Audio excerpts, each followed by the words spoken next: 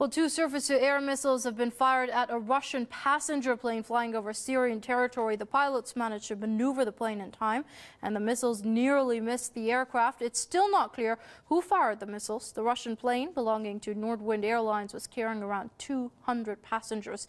It was returning to Russia after leaving an unspecified resort city in Egypt.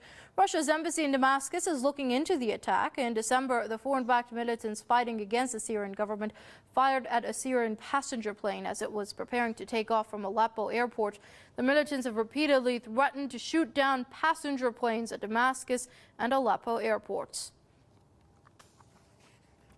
Well, let's cross over and now to Washington. Joining us is Professor Nabil Mikhail. He's with George Washington University. Many thanks for joining us here on Press TV, Professor Mikhail. Now, it is interesting to note that these missiles were targeting a plane carrying 200 civilian passengers. Is this the future of Syria if these foreign-backed insurgents get what they want? It's a serious development, and it's very brutal because you are targeting civilians. And the question is, will Russia retaliate? The problem in that type of attack is that you cannot prevent it beforehand. You cannot preempt it because just you have a flying object in the skies and then some projectile is trying to hit it. But if Russia retaliates, it will be a severe act of vengeance.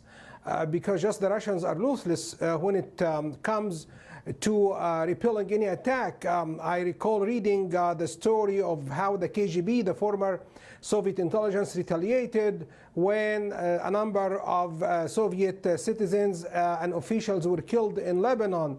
You have an interesting account of it in Bob Woodward's book, The Veil.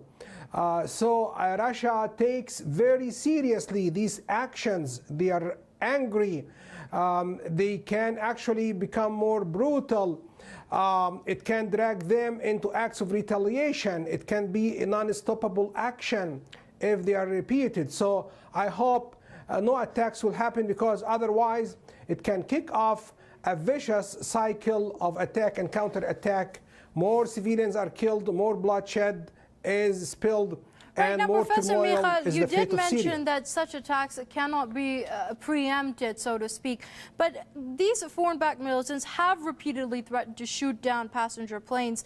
Then why are governments from the West and their regional allies giving them these missiles, giving them the funds to buy such weapons to begin with? Okay, I think let me just answer first the first segment of your question, why you cannot stop them.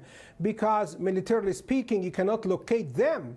It's a very widespread arena of conflict. Anyone who fires on a projectile, on a flying object, can do it from a position that cannot be eliminated or determined beforehand.